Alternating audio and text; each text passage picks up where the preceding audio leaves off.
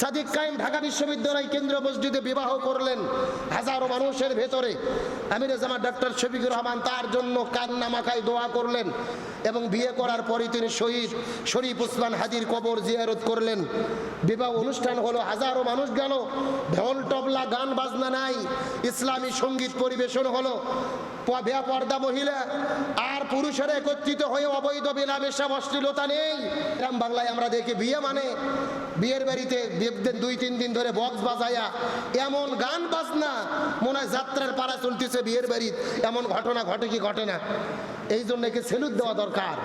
গত 2 দিন আগে বাংলাদেশে একটা বিবাহ হলেন ডাকসুর ভিপি সাদিক কায়েম। এক বিবাহে বাংলাদেশে নতুন এক ইতিহাস তৈরি হলো।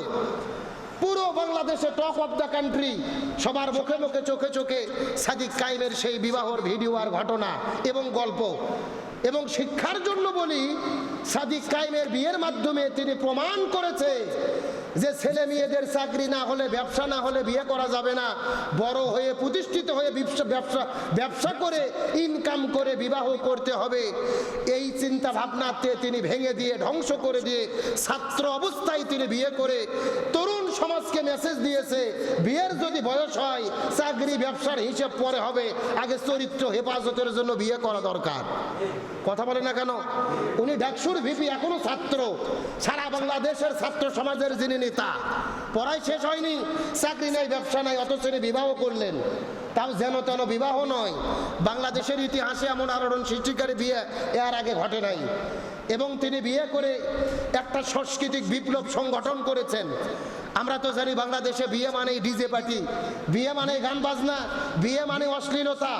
অথচ সাদিক কায়েম এত বড় একটা আয়োজন করেছে ইসলামের রীতি এবং নীতি মেনে, অশ্লীলতা না করে ইসলামী নীতির ভেতরে থেকে এত বড় আনন্দ উৎসব করা যায়, এটা তিনি প্রমাণ করেছেন। আল্লাহু আকবার বলেন।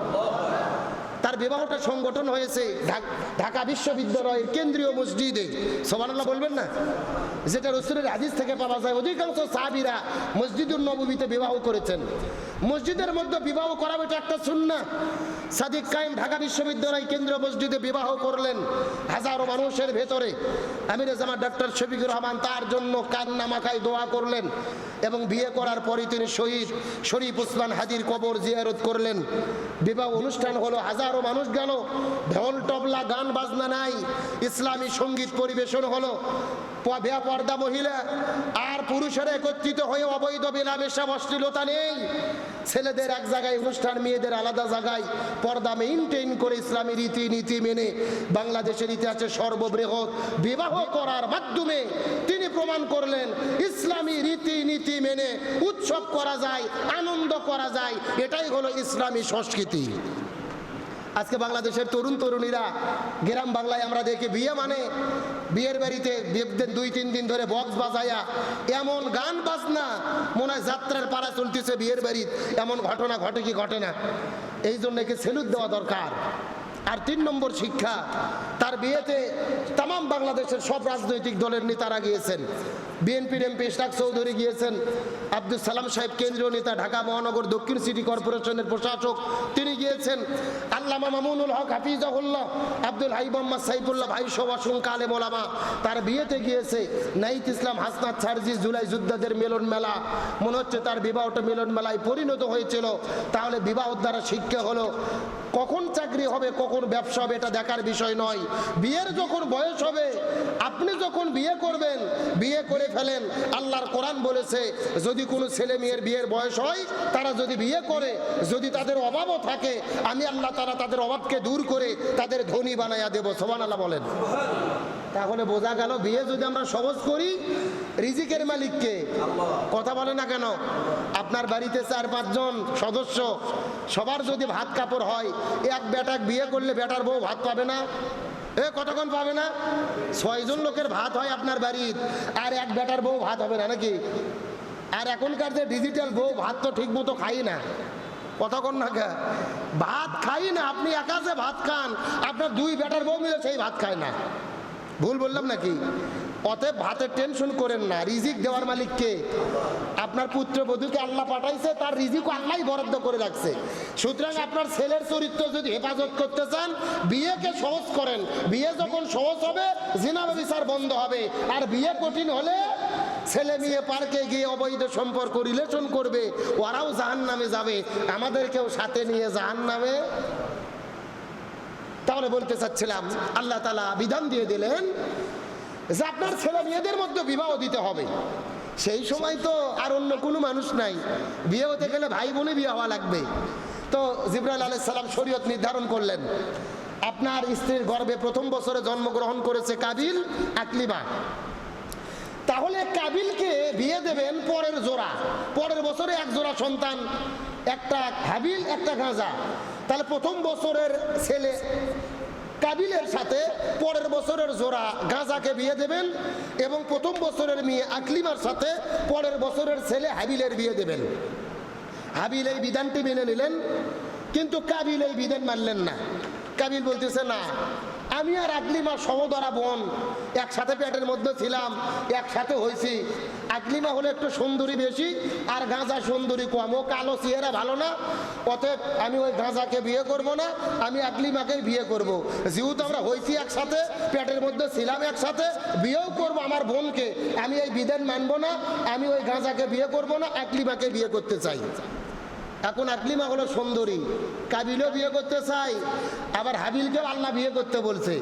মেয়ে একটা, পাত্র কয়টা? কথা বলে না কেন? এখন দুইজনে এখন কি করবেন?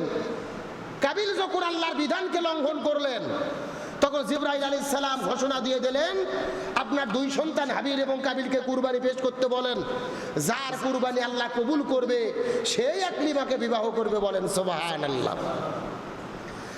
আমার বন্ধুগণ, মুসলমান ভাইরা, গভীর মনোযোগ লক্ষ্য করুন।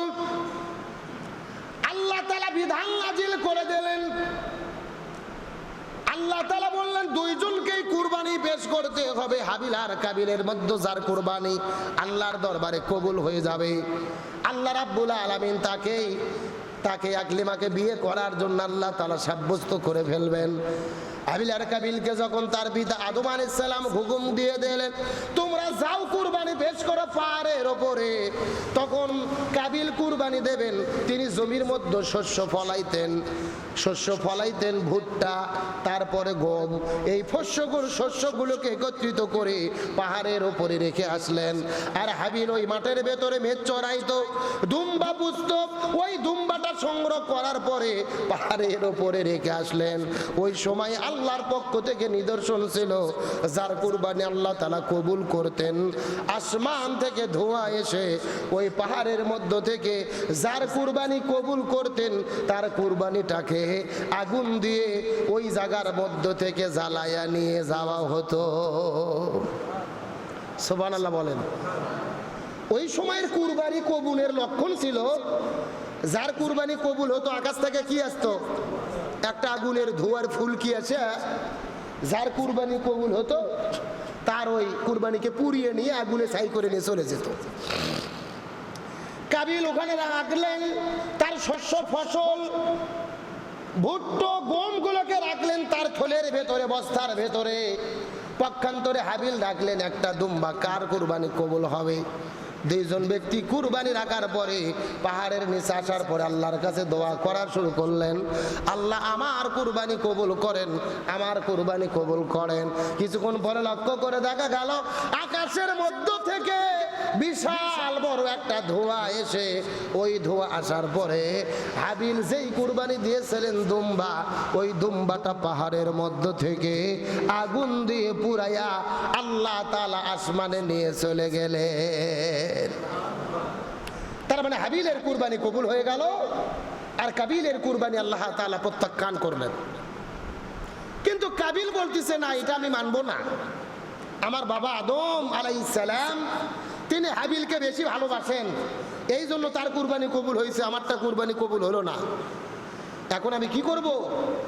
আমার যতদিন বংশধর পৃথিবীতে থাকবে, এই বংশধরগুলো তো আমাকে বলবে যে আমার কুরবানি কবুল হয়নি, আমি তো জাতির কাছে নিকৃষ্ট হব, আমার মান সম্মান থাকবে না।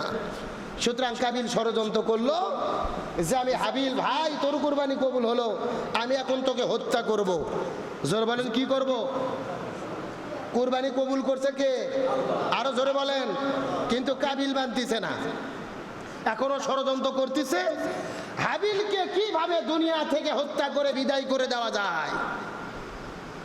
হযরত আদম আলাইহিস সালাম যখন হজে সফরে বের হলেন, আল্লাহ তাআলা হুকুম করলেন হজ করার জন্য। হজ করার জন্য রওনা করে দিলেন। হযরত আদম আলাইহিস সালাম হজ করার জন্য যখন বিবি হাওয়া আলাইহিস সালামকে নিয়ে রওনা করেছেন, তিনি চলে যাবেন হজ করার জন্য।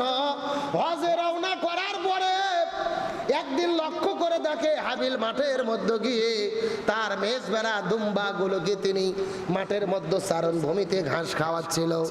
এমন সময় পেছন দিক থেকে এই যে চলে গেলেন কাবিল। কাবিল যাওয়ার পরে হাতের মধ্যে বিশাল একটা পাথর নেওয়ার পরে ওই পাথরটা নিয়ে পেছন দিক থেকে গিয়ে হাবিলের মাথার মধ্যে পাথর দিয়ে আঘাত করলেন। পাথর দিয়ে আঘাত করার সাথে সাথে হাবিল দুনিয়া থেকে বিদায় নিয়ে চলে গেল। এই যে পৃথিবীর সর্বপ্রথম হত্যাকাণ্ড কাবিল করলেন হত্যা তার ভাই হাবিলকে। এই দুনিয়ার ভেতরে এখন পর্যন্ত কোনো মানুষ মারা যায় নাই, কোনো মানুষ মানুষকে হত্যা করে নাই, একজন মানুষ আর একজন মানুষকে হত্যা করে নাই। কিন্তু পৃথিবীর মধ্যে সর্বপ্রথম ভাই হয়ে ভাইকে হত্যা করলেন শুধুমাত্র একটা সুন্দরী মেয়েকে বিবাহ করার জন্য।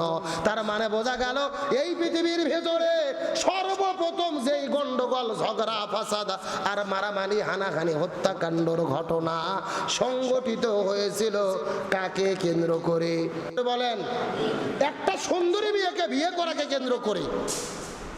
ভাই হয়ে ভাইকে হত্যা করলেন, জুলুম করলেন, দুনিয়া থেকে বিদায় করে দিলেন। আল্লাহ তাআলার পক্ষ থেকে কুরবানি কবুল হয়েছিল, তারপরে সেই কুরবানিকে গ্রহণ করলেন না।